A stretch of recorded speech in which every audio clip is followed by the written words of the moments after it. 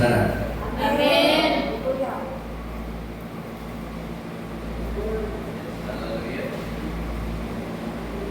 Alam relax diha sa presensya sa Ginoo. Pero tanawang kaigsunan, medyo download din kaigsunan na topic. So, dili kasagaran na topic ang atong i-isunan. So, masabtan na itong kaigsunan. Okay, pasalamatan ng Ginoo sa inyong presensya. Mga mata, mga young teens, mga nanay, young people.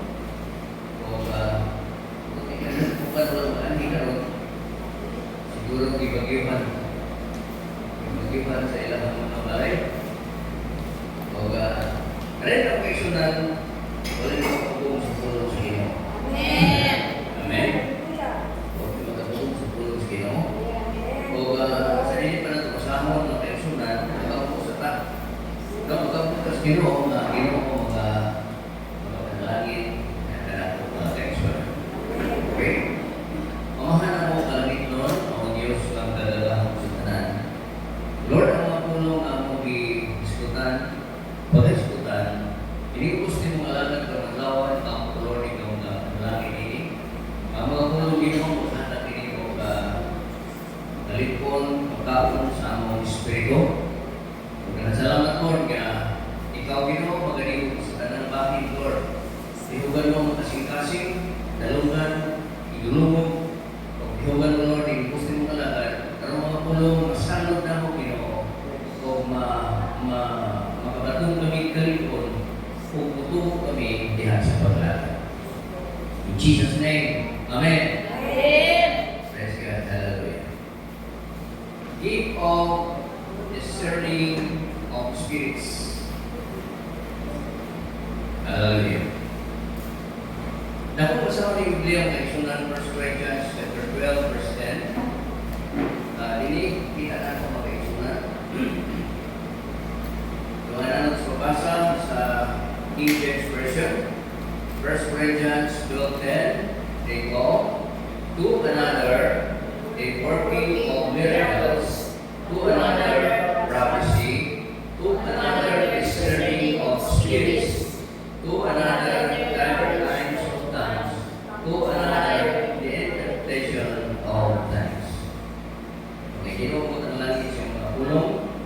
Ako masama na ang Isaiah. Ngadto sa usa, gihatag ang gahom sa paghimog mga milagro. O ngadto sa usa sa paghimog ng Isaiah. Salamat sa atong mensahe sa last Sunday, ang paghimog mga propesya. Ang paghimog propesya para sa tanan. Amen. Para sa tanan. Amen. Pero kini gitawag og ngadto sa usa katapos sa pag-ila sa mga nakadalaring espiritu. This is a gift. Gift ka ni sa mga individual. Okay.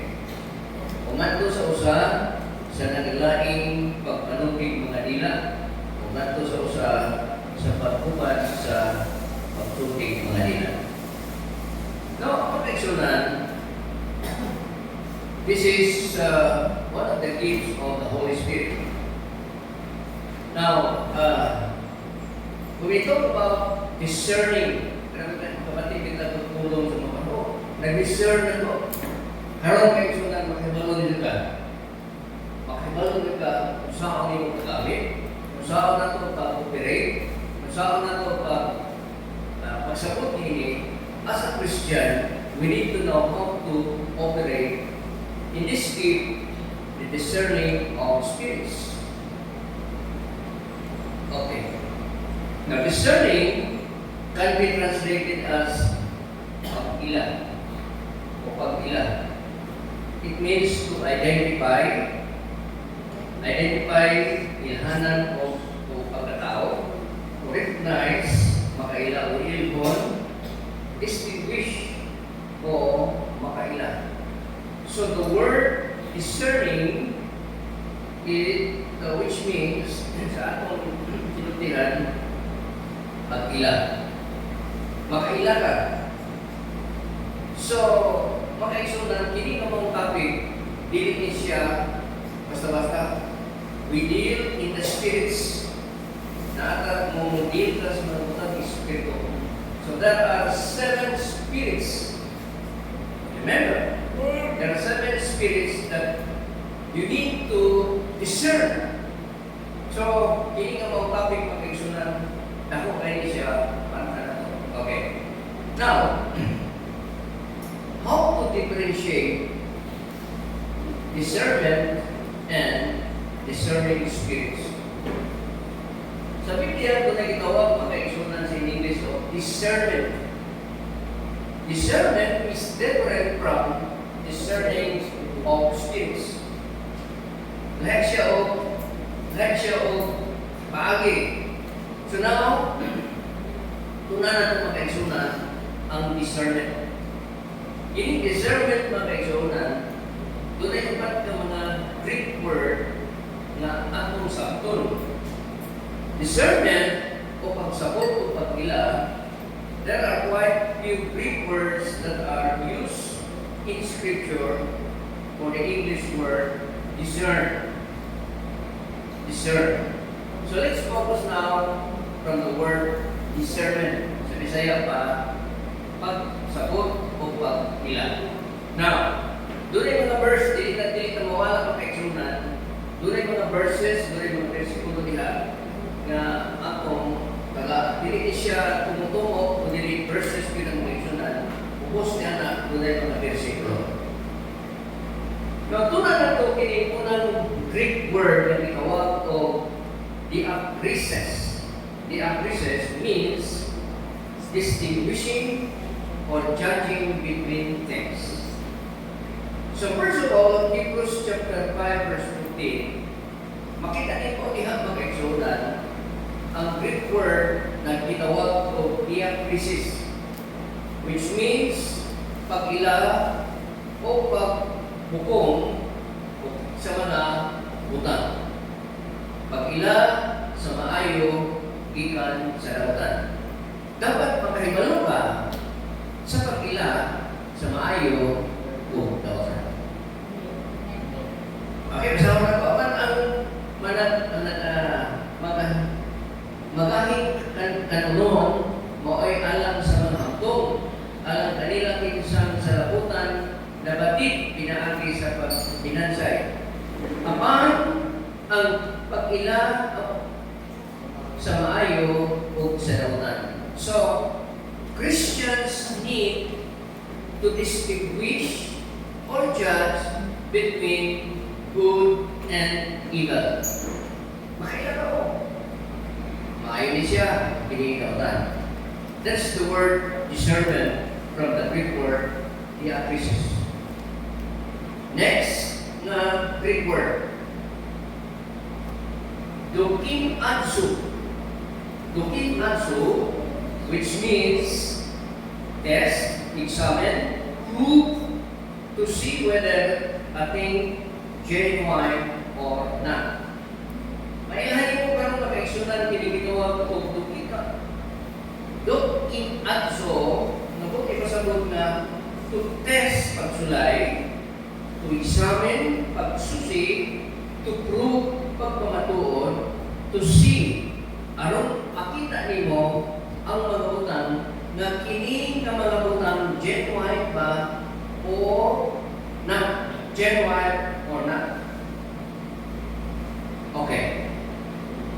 Na kung ikaw na yung motor, mato ka sa mga hardware, dahil mga pyesa nito, balikunin mo, ngayon ka na yun ang tinira. Kung sa may gusto mo, genuine o replacement. So may gusto niyo, genuine o replacement? Okay. Mailan na ito pag-eksunan ang genuine o replacement. Kaya ay mga tatak diha mga ka-eksunan. Kasama na ito wala kasulat ng mga eksunan. Di Luke chapter 12, Lucas 12:56, nag-ingon din medyo din mga maot. Magkamaot tuod kamong muhubad sa dagway sa kailangan o sa halinan. Apan ano di man kamo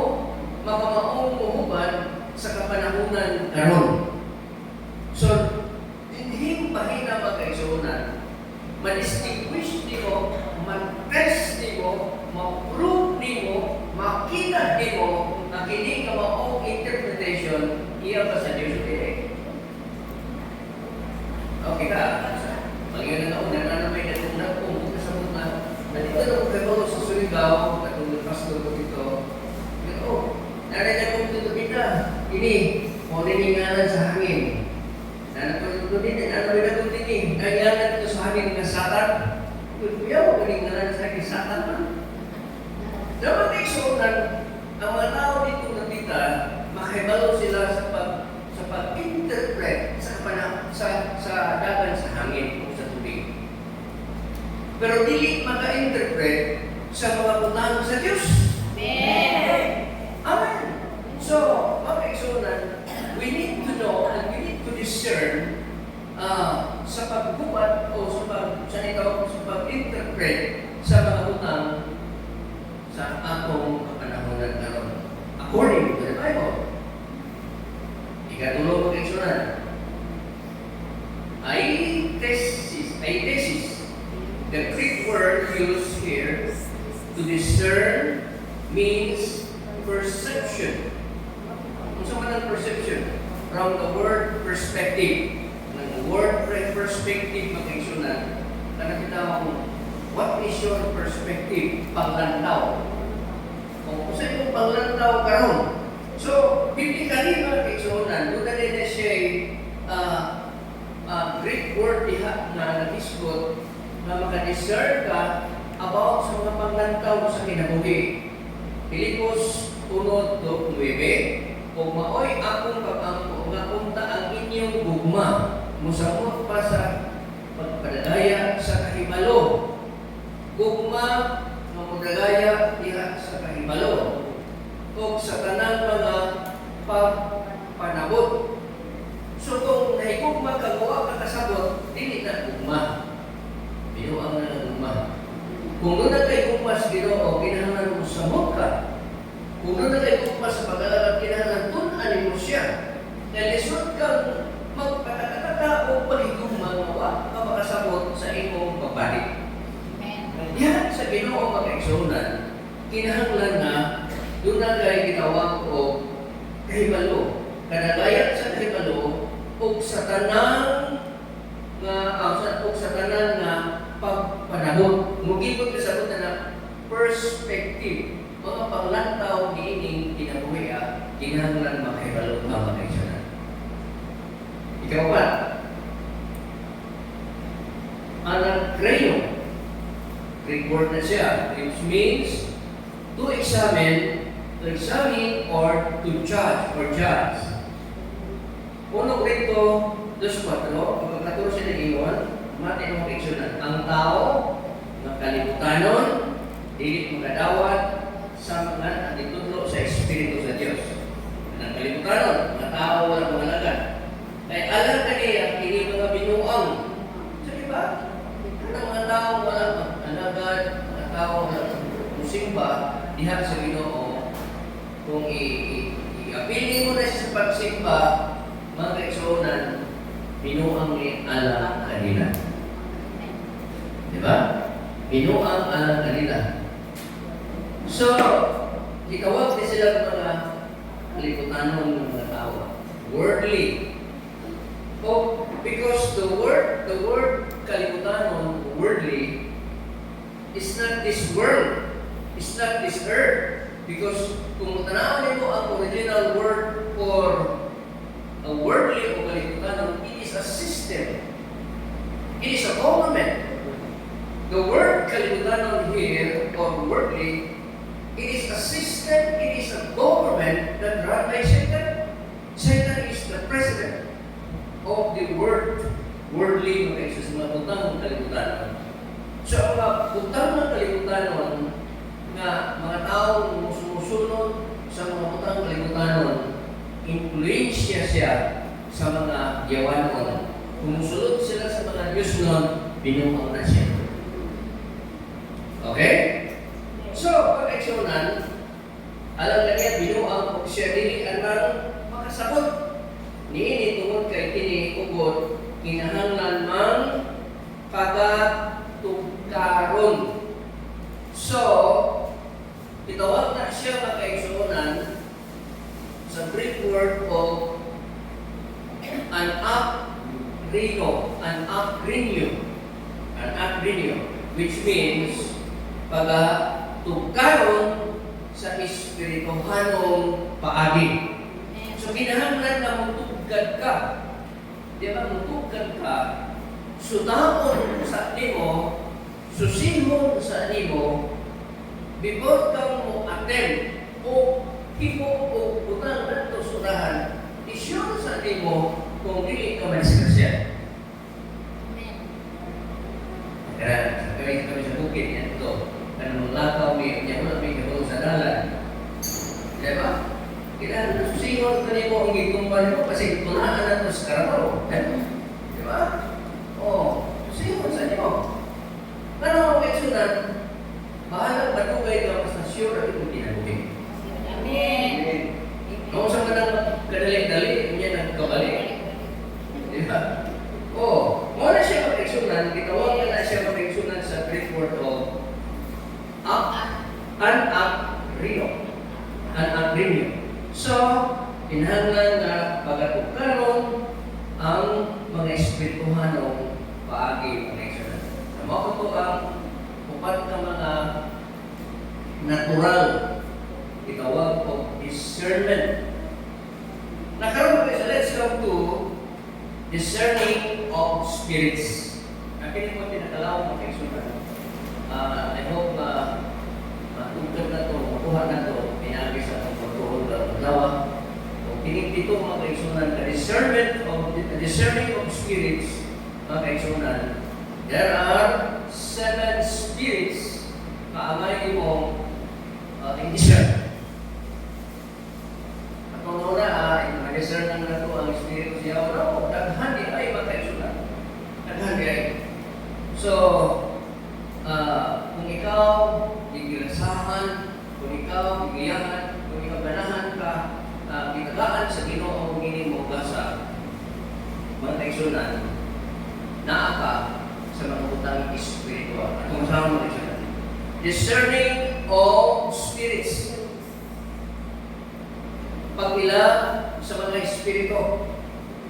7 spirits is the gift that gives us the supernatural ability to perceive. Kanang ikaw perceive, sabi ni Isaiah na siya, aron sabton. The word perceive means pagsabot. What is going on the spirit world?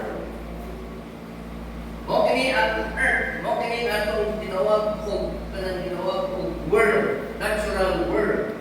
Pero katong tagaan og abilidad sa tinawag og discerning spirits, dili focus dinhi ini kalibutan na kundi focus siya sa tinawag og spirit world. Sa mga kalibutanong espiritu. Amen. Natuloy kayo ng eksunan. I hope na hindi ko mawala ng eksunan. Okay. Next is, discerning spirits is seeing, hearing, tasting, smelling, touching, in the spirit kingdom, in the spirit realm. Mumusil, magpakatanaw ka dito, makapati ka dito, makapilaw ka dito, makasmell ka dito, makatouch ka dito sa mga espirituhanong gingharian. Dito sa mga utang espiritual. Amen? Kapitan doon na kita ginawa ko, mananambal na espiritual. Dili ko na sa natural. Diba? Pag-apunas ng spiritual, ngayon mo nang iyong sakit. That's, mutawag ka sa pagmutang spiritual, na nakakalihat sa natural. So, ngayon, appeal man ni siya pag-eksunan, appeal ni siya sa gifts of the Holy Spirit. Now, pag-eksunan. Unas tanan, 7 dimension of discerning, or discerning of the spirits. First is discerning the angelic. You can discern angels. Isa pinaka-discern of angels din isa to.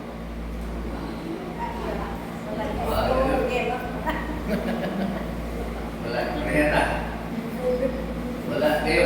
Di ba? Sa among pawaga doon. Angels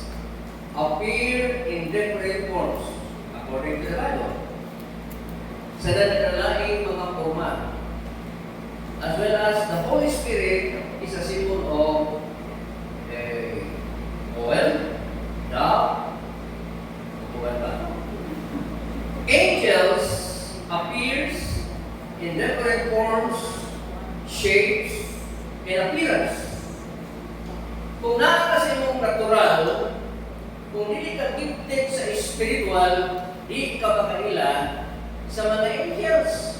Matod na wala na masunod din. Matod na Apostol Pablo, tanda ninyo ang mga kanang dumuluong. Kay base ba yan kanang imong na sana imong na bisita nimo ang ikil ito. Amen. Amen. Asan?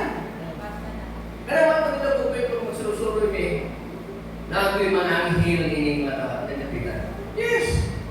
Because ang matang lugar sa kalibutan ng kaigsunan, isahin ka na sa Ginoo na angels. Do, dili. Do, naman. E mo nga naging Biblia.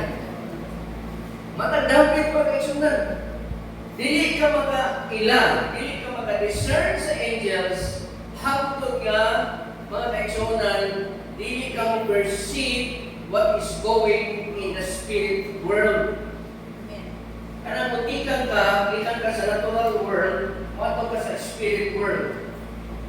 Matunan ka na itong usapan niyo, pag-ipo na siya o diyan makaigsunan.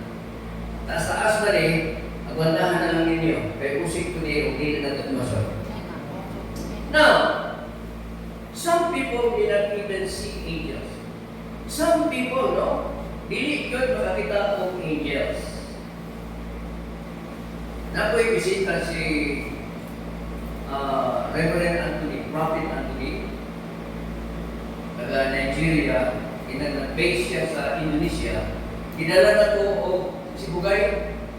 Tinawag na siya. Kinala na ko si Bugay, kanya ang akong sakinan, lapok kayo, naglugaw kayo, pasada, pastor, pwede ba tayo din ng mag-ilis o sapatos, matarong tayo kay lapok man. Yes, okay. At tumisimbahan mo kayo sundan na wala, di kayo mag-ilis. Tungod sa kalapok kayo sa simbahan dito sa Bugay. Now, samtang wala na may mag-interpret sa iyong wali mag-iksunan. Sa introduction, mihungot siya. Mingon siya, I see angels in this church. 5 angels. Bakit malibo mag-iksunan? Makakita siya ang angel. Makalito, di ba? Naman, ni-step out siya sa word nandito sa mga unang spiritual. Di ka dahil mo anak pagkaigsunan na naman doon kay naraman ka sa natural na word. Amen? Amen. Nakakita siya kang yun. Naraw 5 angels na bibisita dito sa iyong bagat ko. Tatawa may angel rin. Nakita na to. Tao naman itong mga dawa-dawa-dawa. Hindi angel. Kasi nakita niya ako, yes. 5 angels na naaring iban sa itong pagsipa. Murang ng limaw kung balik mo makaigsunan kayo, ako dito, siya makita siya. Grabe ito siya kayo maka-discern makaigsunan. Doon na siya kitawag o he can discern angels. Now, at all, but here, do not see angels, but hear them. Isa kanino, di siya makitaan, pero makamati. Makamati siya. Makamati. O makamati naman mo sa makamati sa anghel. Wala. Di ka maka-discern. Anghel ba to? Yawa ba to? Demonyo ba to? Pero mailahan na ito na karoon makaigsunan kung unsa ang yawan kung unsa ang Diyos to. Now, ikasunan. Even in dreams, you can see angels. Napadang ko makaigsunan. Tinawag nila siya. Before, dito may susurigaw, dambugo, kaduha. Kamao na yung dambugo. Isutin ako makaigsunan. Na gusto niyo ko na ikan sa surigaw, kasama ko na sa asawa na ibati na ko na 1 degree sa mga area. Kadang ko makaigsunan o diha may sa ulutan na island. Naglakaw ko kauban sa duha pa mga putik na mga saan ko itong mga missionary. Naglakaw may makaigsunan sa pantalan. Kaya ako height na mo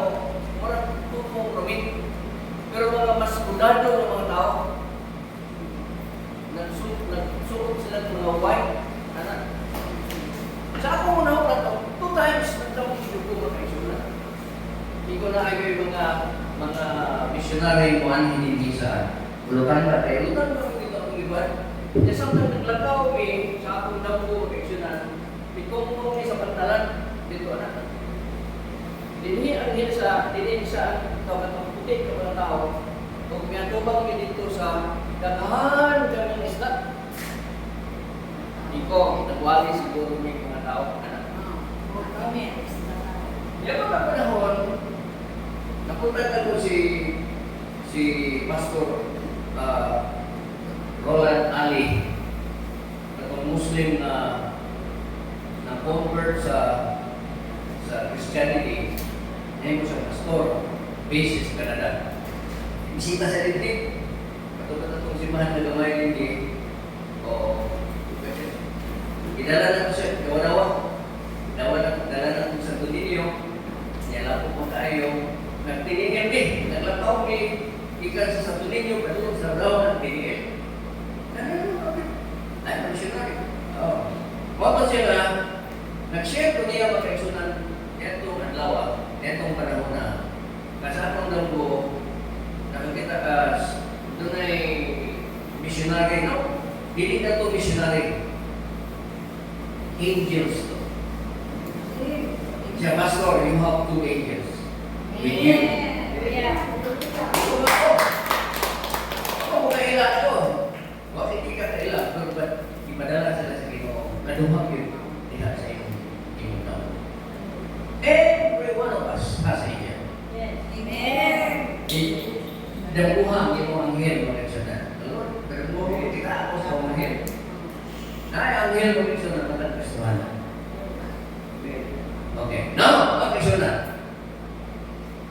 Discerning the angels. Now, si Maria Magdalena sa pagkamatay ni Jesus, niya sa katulog adlaw, sa kadlaw, miadto sila sa lubnganan ni Jesus. Si Maria Magdalena, si Pedro, si Juan, o ubang mga apostoles, miadto sa lubnganan. Kung sa may tuyo nila magkaigsunan, aron paghilo kaya ilang alang tradisyon ito, pagkot sa tulog adlaw, hinduan na siya. O kaya na ito siya yung kanina preservative, madili sila ma-preserve at ilan ng mga tao. Pag-ato dito ni Maria Magdalena, kasi siya magiging unang yun na nakaabot dito, ang bato sa lungganan ni Jesus na ang lina.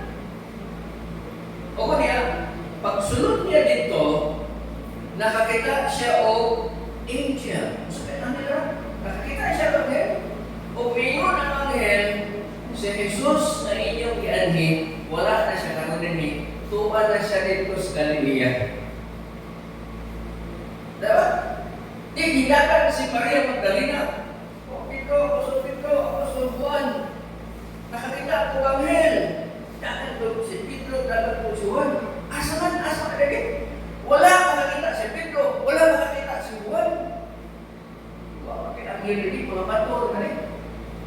So, mga discerning to the angelic beings, mga is a gift from God. Amen. Pwede ka pakitapon, pwede ka dili pakitapon. Apan si Maria Magdalena pag-eksunan, nakakita siya, John chapter 20. So, pwede ikaw. Right? Pamatiya siya kumali ko yung surili. Ito basta-basta ng buo tayo. Pamatiya na kumali. Kaya kung makapatid na kini, maka-analyze ka na. At kini, iya ka ba sa anghel. Okay. Ikalawa. First is discerning the angelic. Second is discerning the demonic. Okay? Ini kurang lagi mga demonyo ni. Discerning the demonic is when we are able to discern the presence and the activity of demonic spirits. Okay? Acts chapter 16 verse 18, Paul encounters spirits. Si Apostol Pablo, naka-encounter nini. Where Paul was with the team going back and forth to Philippi for a prayer meeting. Dito sa Filipos, kadadlaw, mato sila sa igumanan, aron mutampong sila sa prayer meeting. Pero sa niya, aki sila nitong napita, a girl who had a spirit of divination in her, which is the fortune-telling spirit, and every time Paul would walk by, she would say, these men are the servants of the highest God who proclaim us the way of salvation. Kada adlaw, maaari siya, kini mga pag-alaman sa Diyos, sa laming alatong na Diyos, o kunya silang magsulti ka na to sa dalan sa kalawasan. Isamukan kaayon si Apostol Pablo. Kasama pa yung kaining malaka rin. Kagatong mata, mananan na ito. Dito nakita sa Filipos, kung mawalan ka o karabaw, magulong ka sa mata, dito, ikuhan. Mawalan ka o mga butang, magulong ka dito. O ang tagiyan sa mga bata, makakuha ka pag-ayo. Pero pag-discern ni Pablo, pag-discern niya, doon si Pablo, doon na siya discerning spirits. Itawag po discerning to the demonic. Nakita ni Apostol Pablo, ang nagdiyan niya itong bataa, dili na Ginoo, kundi mga damutang espiritu. Kung matawag ko sa talang kasulatan, iyahang gibadlong. Gibadlong niya ang mga espiritu, pahawa kaniha. Yan ang maong bata. Kung matawag pa sa talang kasulatan, mituo ang damutang espiritu o bibahaw. Bibahaw sila. Kung nato panahon na, dili na yun makatag na ang mananak na bata. Kaya kung nakatag na ito, natumang daw ang espiritu. Si Pablo makaisonan, doon na siya gitawag o gift of discerning of the spirits sa mga lugar. Kung niya, matong ka sa mga kasulatan, dito nagsugod na doon na rin ako kayo pagsulay. Ang tagiya sa pagbaba na nananda, naghimo na o dautang plano ni Pablo aron sa pagpatay na niya. Kaya naman, dili kami sa kwarta. Na mga kaeksonan, itawag na siya o discerning of the demonic spirits. Now, si Pablo, makikita siya niya ng mga dautan na naka sa tao. Makadiscern siya na yan sa nutihan, dili na ako. Kita ko siya, maligo ka daw. Iya, sige mo kung nagbiligay. Diyos doon, kaya sa nutihan. Diba? Pero si Pablo, nakikita siya, iya hagir, nakita na ang